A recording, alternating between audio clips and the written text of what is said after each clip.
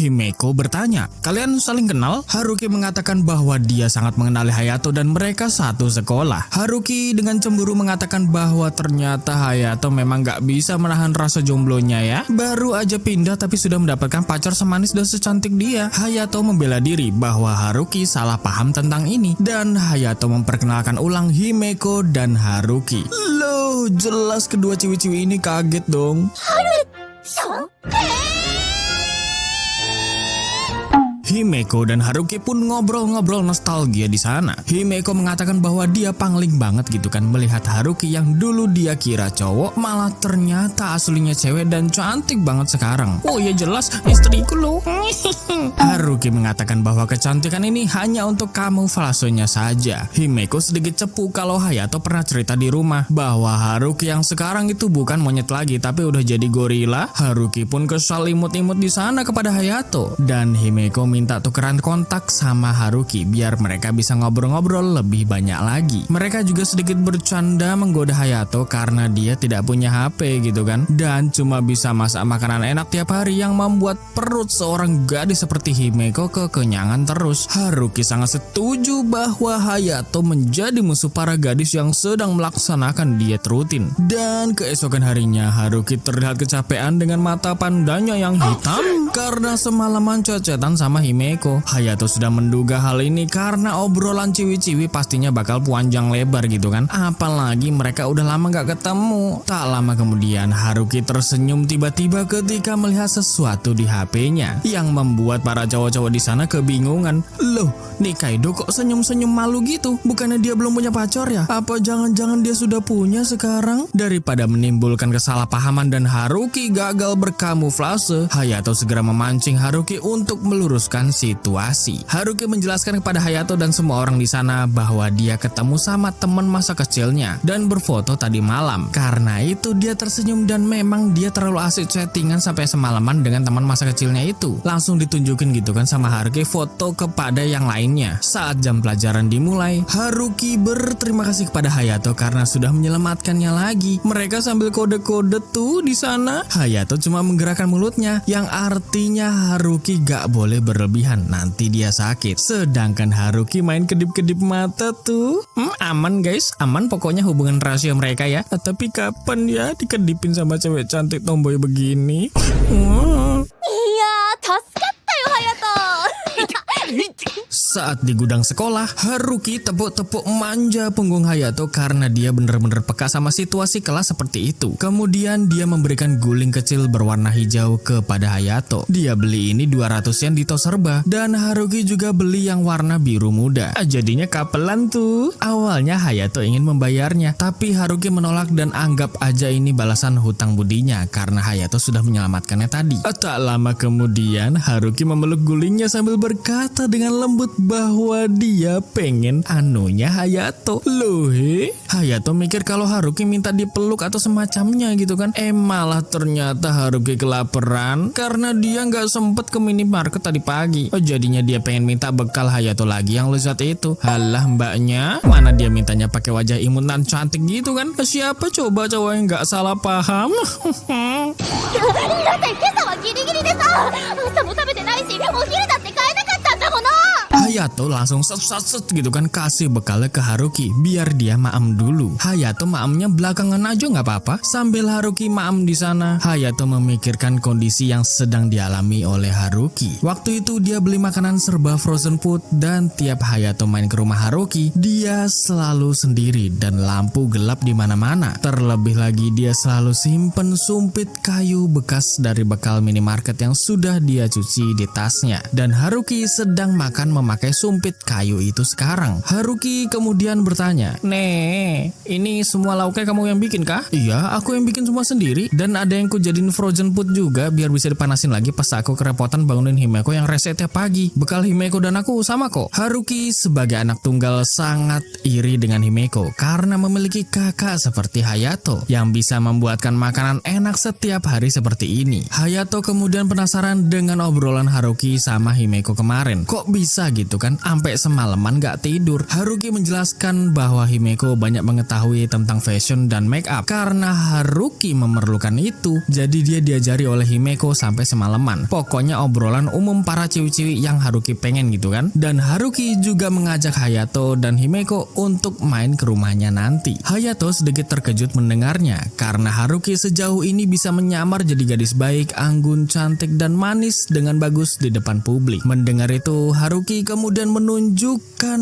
wajah pucat dan sedih di sana. Seperti ingin mengatakan sesuatu kepada Hayato, tapi dia tidak jadi mengatakannya dan melanjutkan maam siangnya di sana. Di dalam hati Hayato, dia tidak tahu apa yang sedang terjadi selama bertahun-tahun perpisahan mereka. Tapi yang jelas, Hayato merasa bahwa ada yang tidak beres dengan Haruki. Dan dia segera mengelus-ngelus kepala Haruki di sana yang membuat Haruki jadi sedikit tenang sekarang.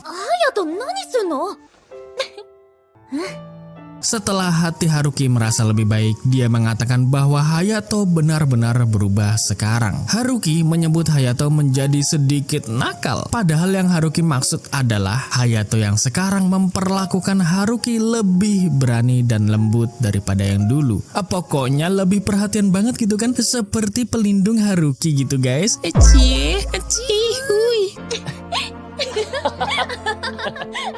Pada saat pulang sekolah, ternyata Himeko sudah menunggu Haruki di depan pintu sekolah. Jelas semua orang kebingungan gitu kan. Siapa coba nih anak kok imut banget gitu. Haruki yang baru aja nongol dari lorong loker sekolah langsung ditarik tangannya sama Himeko dan gas cabut entah kemana anjir. Ya lagian Himeko ini berani bener ya. Masih SMP malah mampir ke sekolah SMA. Haiya. Mana para cowok-cowok makin heran di sana. Kok tumben banget Haruki punya janji nongkrong? Biasanya Haruki kan gak pernah kayak gitu. Hoi, memang ribet banget ya kalau misalkan jadi cewek populer di sekolah. Hayato kemudian mampir ke rumah Haruki sesuai janji mereka sebelumnya. Ya kemungkinan aja gitu kan Himeko dan Haruki sudah sampai duluan. Ketika Hayato memencet bel rumah Haruki, tiba-tiba Haruki lari buru-buru keluar rumah dan Himeko menyuruh Hayato menangkap Haruki. Haruki panik setengah mati di sana, sedangkan Himeko dengan tatapan tajamnya berkata, "Singkat saja, bawa Haruchan masuk lagi." Ternyata Himeko lagi bongkar-bongkar lemari Haruki karena semua pakaiannya itu bener-bener real buat cowok anjir. Satu pun kagak ada tuh baju-baju imut di sana. Mana ukurannya pada kecil-kecil semua. Jelas gak muat karena Haruki kan punya susu nikmat kesukaannya para cowok ya. Termasuk aku. Karena itu Himeko berbisik kepada Haruki untuk memberikan suatu saran. Dan Haruki menyetujuinya. Himeko izin dulu ya kan sama Hayato buat minjem Haruki pas hari Sabtu nanti. Hayato pun mengizinkannya. Sudah seperti pacar sendiri ya. Sebenarnya mereka itu udah janjian beli HP bareng guys di weekend hari Sabtu. Tapi jadwalnya berubah jadi hari Minggu aja. Ya meski aku gak yakin mereka cuma keluar buat beli HP doang sih. Palingan juga kencan tipis-tipis ya kan. Cihuy. BTW Himeko bakal kasih paham Haruki gimana caranya jadi gadis yang benar-benar bisa memikat hati cowoknya. そうと決めたら予習しなくちゃね。 Haruki kemudian pergi ke dapur untuk menyiapkan minuman karena tadi nggak sempet gitu kan buat nyiapin gara-gara Himeko main nyelonong aja ke kamar Haruki. Tapi bermenit-menit kok nggak balik-balik ini Haruki ke kamar. Karena itu Hayato ikut ke dapur lantai 1 untuk membantu Haruki. Dan ternyata Haruki masih menyiapkan gelas untuk 3 orang. Sedangkan Hayato melihat barang-barang rumah yang terbungkus di sana. Sampah yang isinya makanan instan yang nggak sehat, koran-koran dan majalah berdebu yang masih terikat, dan kardus-kardus yang berdebu. Bahkan kitchen setnya juga cuma dipakai buat cuci piring gelas doang. Dan satu lagi kulkas untuk menyimpan makanan. Hayato sangat terkejut melihat ini dan Haruki tidak bisa berkata apapun kepada Hayato di sana. Kemudian Hayato memegang lembut tangan Haruki, membawanya keluar dapur dan mengajak Himeko untuk ke minimarket sebentar sekarang. Setelah pulang dari minimarket, Hayato segera menyiapkan makan malam di rumahnya. Dan tentu saja Haruki ikut ke sana. Hayato masih tidak menjelaskan apa maksudnya membawa Haruki ke rumahnya, tapi yang terpenting sekarang mereka harus makan malam terlebih dahulu. Hayato membuat gyoza nikmat malam ini dalam porsi besar dan dia membiarkan kedua gadis kesayangannya itu makan terlebih dahulu. Haruki pun kembali tersenyum dan mereka makan bersama dengan mood yang sangat baik. Hayato kemudian baru mengatakan bahwa dia ingin Haruki makan bersama mereka setiap hari karena Hayato dan Himeko juga cuma berdua aja di rumah. Mendengar hal itu, Haruki spontan langsung menitikkan air mata dan dia bahagia menerima tawaran dari Hayato, sahabat tersayangnya. Sambil air matanya terus mengalir, Haruki baru menyadari bahwa ternyata hatinya bisa serapuh ini sekarang. Aduh dudu, Hayato bener-bener gitu kan, love language-nya acts of service, berdemek banget dah. Mending kalian nikah aja, baru 3 episode diabetesku udah naik. Haruki ingin berhutang budi lagi dengan Hayato, tapi Hayato menolaknya karena Haruki sudah menjadi bagian dari hidupnya. Kemudian mereka pun membuat janji kelingking lagi untuk terus makan bersama sampai kapanpun. Hari Sabtu pun tiba. Haruki meminjam outfit Himeko meski agak sempit di bagian kenikmatan para cowok-cowok ini ya kan. Soalnya Himeko tepos guys, sedangkan Haruki sedikit berisi. Dengan bersemangat Haruki akan berbelanja baju-baju imut yang gadis banget gitu kan bersama Himeko. Haruki sedang dalam kondisi mood booster banget lah hari ini karena besok dia bakal jalan sama Hayato sambil pakai outfit yang cantik, elegan dan imut. Sambil berjalan di belakang Haruki, Himeko sedikit menyesal karena masa lalu tidak bisa diubah. Himeko sebenarnya suka sama Haruki karena dia mengira kalau Haruki cowok tulen. Sifatnya yang brutal kayak monyet, pemberani, dan postur tubuhnya yang lebih memancarkan aura laki-laki daripada feminimnya. Tapi setelah dia mengetahui bahwa Haruki sebenarnya adalah seorang wanita, pupus sudah perasaan Himeko. Kesedihannya tidak bisa dia hindari, tapi Himeko akan berusaha move on meski hatinya masih terjebak dalam rasa suka di masa lalunya. Hal yang bisa Himeko lakukan sekarang adalah membantu Haruki demi bisa membuat Hayato bahagia. Himekonya kasihan. Mending sama aku aja yuk.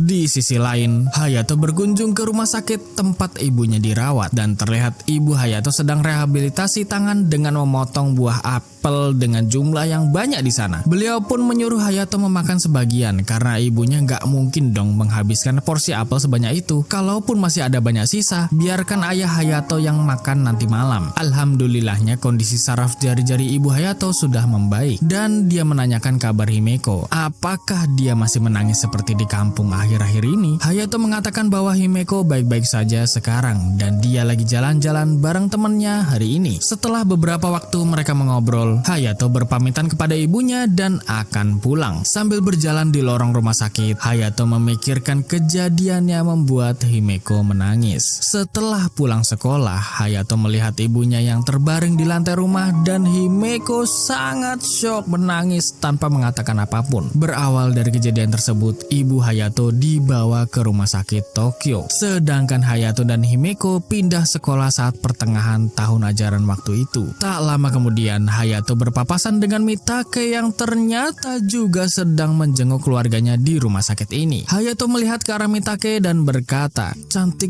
banget bunganya maksudnya ya." Mitake udah tersipu malu aja gitu kan sama pujiannya Hayato. Bunga sayur itu yang cantik banget dipegang oleh Mitake di susunya yang badan cebol tapi boleh juga ya. Gampang digendong depan kan enak nih.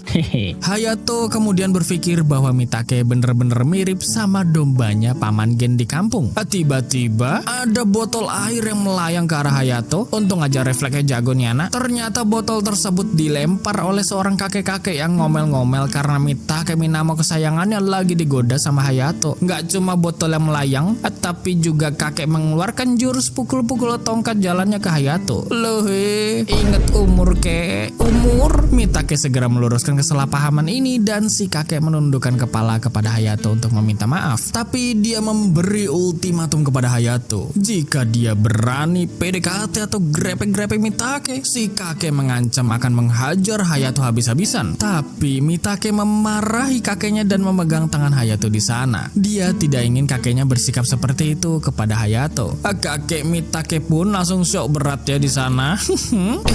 Bentar. Berarti secara nggak langsung Mitake izinin Hayato buat grepe-grepe dong.